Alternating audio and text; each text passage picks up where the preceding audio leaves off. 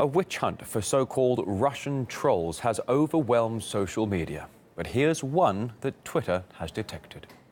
They were actually accusing me of being a Russian operative. So they accused you of being a Russian operative? Yes.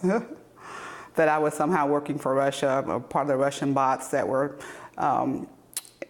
sending out negative information during the election. So.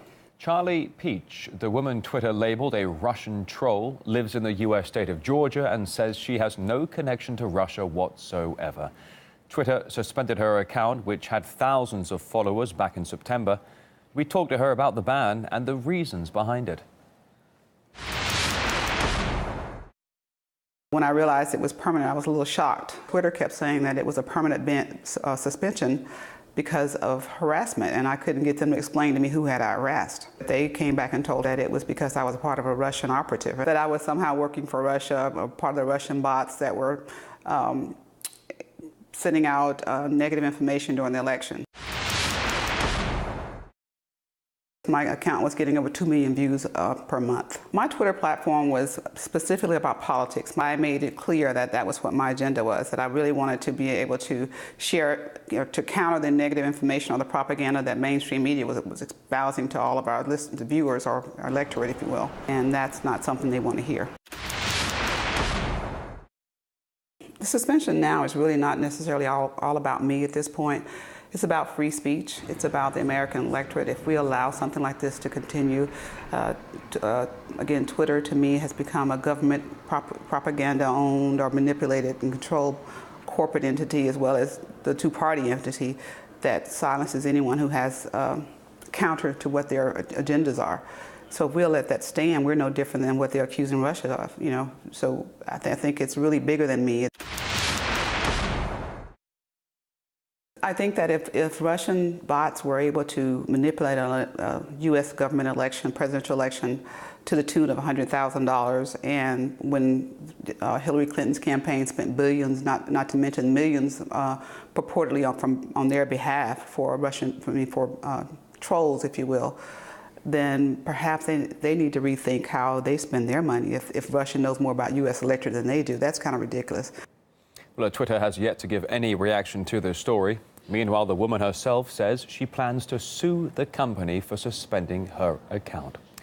Well, it seems even President Trump's close advisor is not immune from suspension on Twitter. However, the reason why Roger Stone was slapped with a ban is not working for everyone.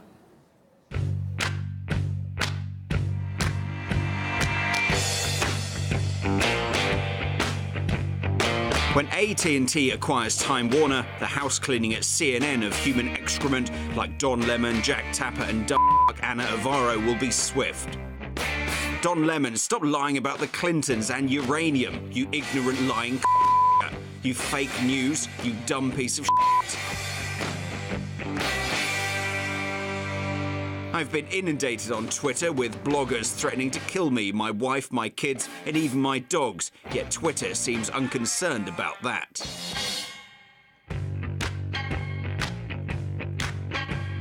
Roger Stone got suspended. Haha, Neanderthal four-headed better be dapper somewhere else. Maybe he'll lose the will to live. Die. Kill yourself, cupcake Nazi. Hey, Roger Stone, you're going to die in jail.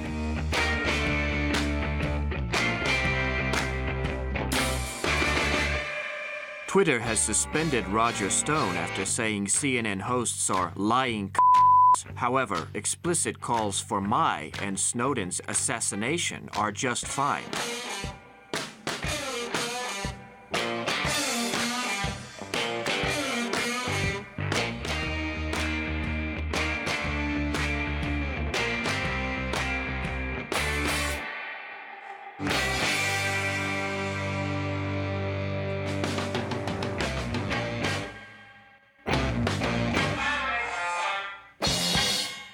I think the decision by Twitter is more about politics than abusive language, because I believe that Twitter and Facebook especially, but all social media sites, should be policing the kind of language that Roger Stone used, because so many people are on Facebook and Twitter across the world using that language, and they get to keep their accounts.